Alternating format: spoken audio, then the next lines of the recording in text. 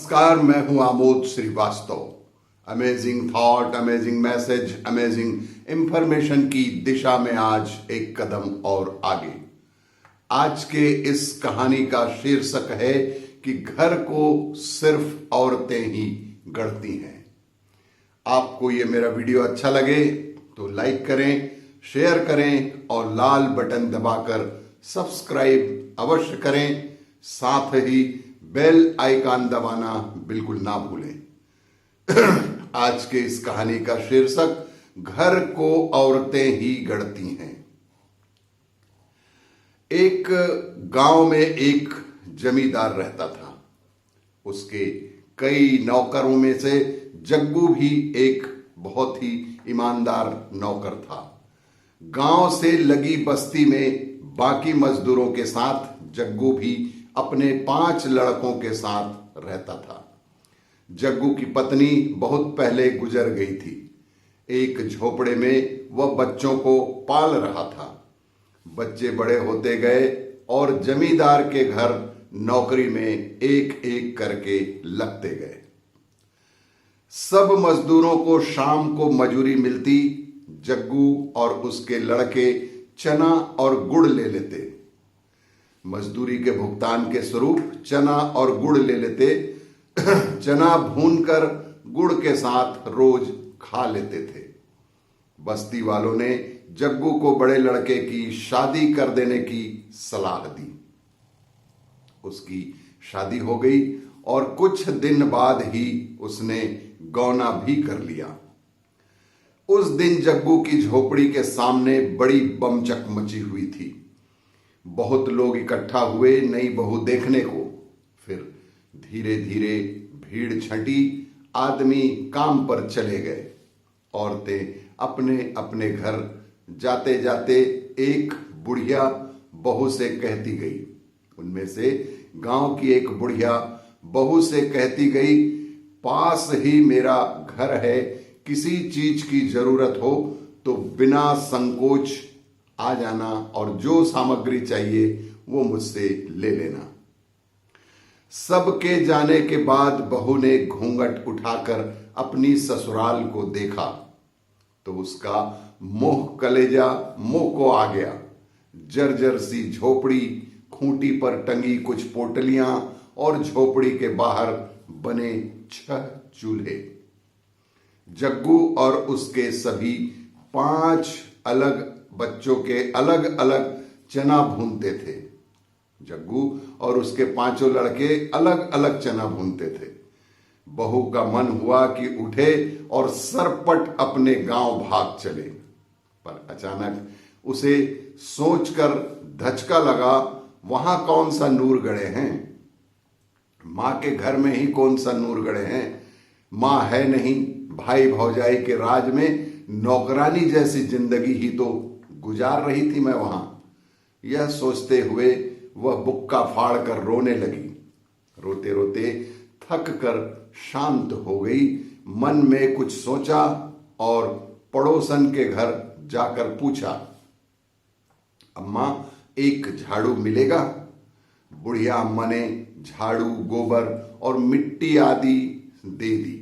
साथ में अपनी पोती को भी उसको सहयोग के लिए भेज दिया। वापस आकर बहू ने एक चूल्हा छोड़ बाकी चूल्हे फोड़ दिए। सफाई कर गोबर मिट्टी से झोपड़ी और द्वार लीपा। फिर उसने सभी पोटलियों के चने एक साथ मिलाकर एक सार कर दिए और अम्मा के घर जाकर चना पीसा। चने को पीसकर आटा बना लिया और अम्मा ने उसे कुछ साग और चटनी भी दे दी। वापस आकर बहू ने चने के आटे की रोटियां बनाई और अपने पति और बाकी परिवार के सदस्यों का इंतजार करने लगी। जग्गू और उसके लड़के जब लौटे तो एक ही चूल्हा देखकर सब के सब भड़क गए। लगभग चिल्लाने लगे कि इसने तो आते ही सत्यानाश ही कर दिया। अपने आदमी का एक चूल्हा छोड़ बाकी सब का चूल्हा इसने फोड़ दिया। झगड़े की आवाज सुन बहू झोपड़ी से निकली। बोली, आप लोग हाथ मुंह धोकर बैठिए, मैं सबके लिए खाना निकालती हूं। सब के सब अचकचा गए। हाथ मुंह धोकर जब खाना खाने बैठे तो बहू ने पत्तल पर खाना परोसा। बहू ने जैसे ही पत्तल पर खाना परोसा, रोटी, साग, चटनी, जो मुद्दत बाद उन्हें ऐसा खाना मिला था, खाना खाकर अपनी अपनी कथरी ले वे सोने चले गए। सुबह काम पर जाते समय बहू ने उन्हें एक एक रोटी और थोड़ा थोड़ा गुड़ उनके साथ थमा दिया। चलते समय जग्गू ने उससे पूछा, बाबूजी, मालिक आप लोगों को चना और गुड़ ही देता है क्या? जग्गू ने बताया कि मिलता तो सभी अन्न है, पर वे चना गुड़ ही लेते हैं क्योंकि आसान रहता है खाने में। बहू ने समझाया कि सब अलग अलग प्रकार का अनाज लिया करें। देवर ने बताया कि उसका काम लकड़ी चीरना है। बहू ने उसे घर के ईंधन के लिए भी वापसी में कुछ लकड़ी लेकर आने की सलाह दी। बहू सबकी मजदूरी के अनाज से एक एक मुट्ठी अन्न अलग रखती जाती थी। उससे बनिए की दुकान से बाकी जरूरत की चीजें स्वयं लाने लगी। जग्गू की गृहस्थी धड़ल्ले से चल पड़ी। घर में एक महिला के आ जाने से जग्गू की गृहस्थी स्वयं ही धड़ल्ले से चलने लगी थी। एक दिन सभी भाइयों और बाप ने तालाब की मिट्टी से झोपड़ी के आगे बाड़ बनाया। बहू के गुण गांव में चर्चित होने लगे। जमींदार तक भी यह बात पहुंची। वह कभी कभी बस्ती में आया भी करते थे। आज वह जग्गू के घर उसकी बहू को आशीर्वाद देने आए। आज सेठ जग्गू के घर में उसकी पत्नी को आशीर्वाद देने आए।